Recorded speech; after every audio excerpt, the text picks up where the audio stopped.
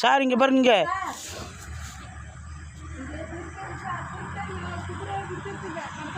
இங்கே சிறுத்தையும் இருக்குது குதிரையும் இருக்குது. வான்னு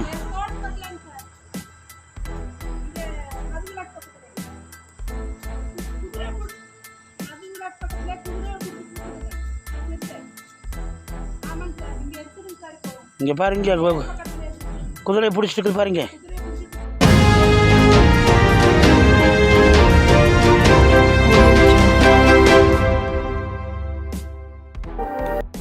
ஆசனூர் அருகே கால்நடைகளை தொடர் வேட்டையாடி வரும் சிறுத்தை.